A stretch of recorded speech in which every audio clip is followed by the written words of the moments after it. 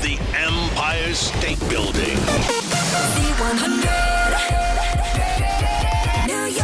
Z100, New York's #1 hit music station. I'm Josh Martinez with Dixie D'Amelio in the house. What's up, girl? Hey. Yesterday, a monsoon, a typhoon, some crazy things happened weather-wise in New York City. Where were you when all that stuff went down? I was driving to Connecticut. So I was here when it started, and then we got in the car and drove to Connecticut. So we kind of got out of it. Smart. Wasn't too bad. Smart. I got caught in it, unfortunately, really bad. I needed to put plastic bags around my ankles to keep my Jordans dry. And then there was a crazy dude who was laying in the subway and stopped all the trains going uptown. I swear to God, I wish I would make that up. But that's New York City for you. New York City's back.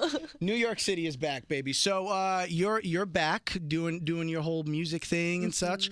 What do you have planned for the rest of the year in 2021 from a music standpoint? Right now, it's just keeping working. Writing, recording, figuring out what songs are going to be on the album and all that fun stuff. What has been the most challenging thing for you from like a music standpoint?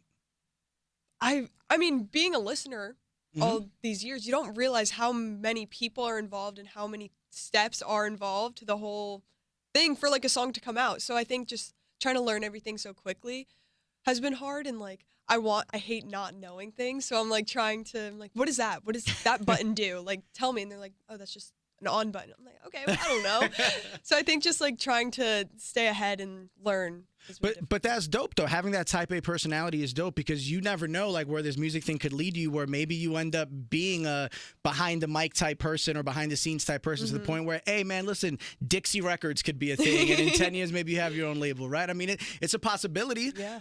You know, you've been basically an entrepreneur for the last few years.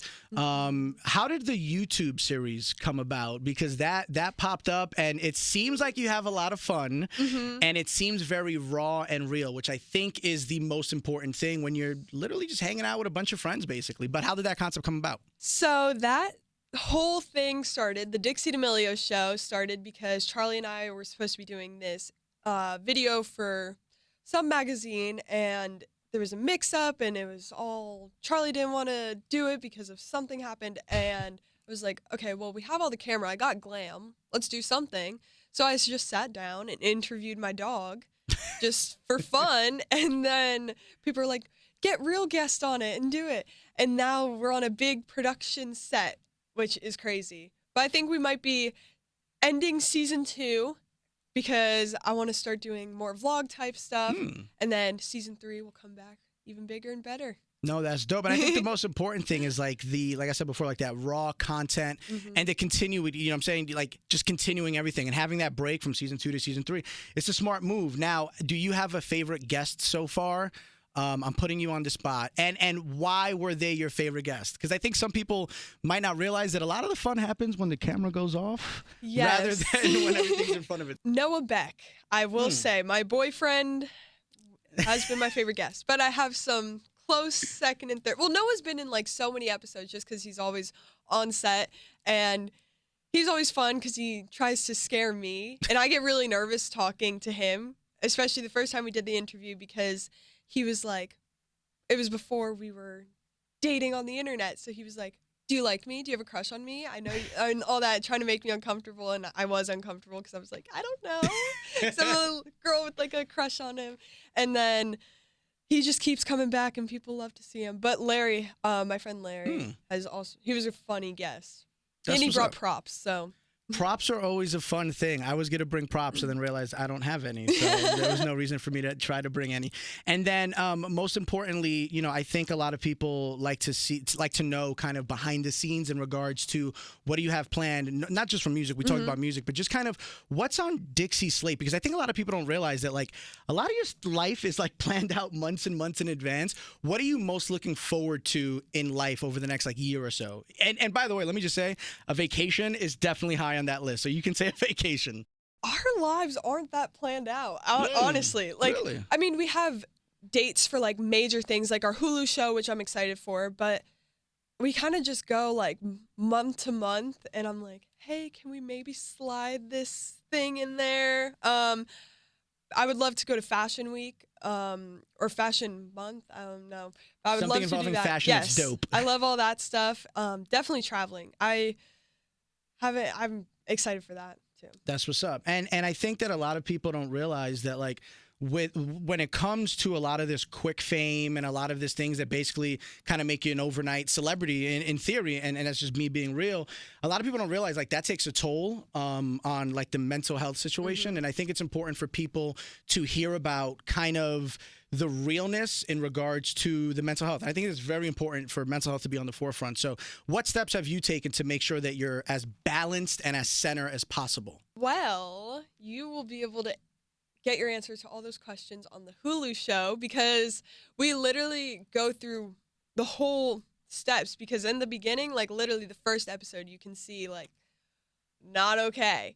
And you get to see all the steps I take and how I'm taking care of myself. And then the end, which is really cool. You get to see like character development in a reality show, or a docuseries, my bad. But I'm excited for people to see that because it's so real. And when can we expect that to be on Hulu, available for streaming and all the fun stuff? Later this year. Got I don't it. want to get in There you trouble. go. No, you don't have to. You don't have to. I Listen. always say too much. No. Listen, you've said enough, and I love that. I love that. That's the fun tea that we want. We want to know what's on the horizon, what's on deck, so to speak. One thing that I do on my show, I like to do something called the confession session, where I like to ask a series of very real questions that are thought-provoking. So I have a few here. I hope you don't mind me asking you these, all right? What is one opinion you will never change? Like, you're a hill to die on. Now, for me, I'll give you mine so you could have a second to think. Pineapple should never be on pizza. That's my hill to die on. Our camera lady just looked at me mad quick. Pineapple should never be on pizza. I think it's because I'm born and raised in New York City, so like we don't put pineapples on pizza. That's my thing. I will fight to the death for that. Do you have an opinion that you'll never change? Mine is probably East Coast over West Coast. All day. Love that. Love that. 100%. I was talking to your label rep before. We were talking about New York City over LA. You know what I'm saying? I got friends in LA and they could attest to that. But that's another story for another day. What is an everyday item you don't own right now? We were just talking about this. I don't have cable. I only use like streaming platforms. And I feel like people are like, "Oh, did you see the news?" I'm like, "On Twitter?" They're like, "No, on TV." I don't have cable. What do you mean? So probably that. I think don't need it. I was gonna say, I think a lot of us get our news from Twitter nowadays, and we don't even read articles. It's so bad. It's like, give me the headline, and I'm gonna jump to my own conclusion. It's the worst. No, it's awful. But yeah. What is the silliest thing you believed as a child that you look back at and laugh at yourself? Like, I can't believe I thought Clifford was a real big dog or something like that. Probably when my mom was driving and I would turn like the lights on in the car and she would be like, "Turn that off." Like thought she would get pulled over. And now that I'm a driver, I'm just like, "Oh, it's just annoying." But she was like, and I feel like a lot of kids' parents were like that, because I've seen that on the internet before, but they're like, "Remember when we thought it was illegal that you having the lights on in the car?" But it's not. It's a lie that they told us that they did not want the lights on in the car. No, I totally get it. What is the dumbest thing you ever purchased? We had a listener call in and say that she was at a wine night, ended up buying $7,600 worth of antique furniture, but didn't have anywhere to put it, and there was no like returns. So, dumbest thing you could legitimately say, I bought that, and I look back and think, why? Well, I recently discovered Amazon. I didn't know, like, it was, I don't know why I didn't know what it was, really. So I just started going on shopping sprees on Amazon, and I bought a disco ball for, like, my studio in my apartment. As one does. Yeah.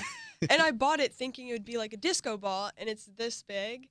It's literally 4 inches. And I'm like, I don't know. Okay. So now I have a mini disco ball. I'm just going to put it on a table or something. I was going to say, you should put it in your bathroom and set it up somehow where anytime somebody goes in your bathroom, it just goes off. You want to scare people or freak them out?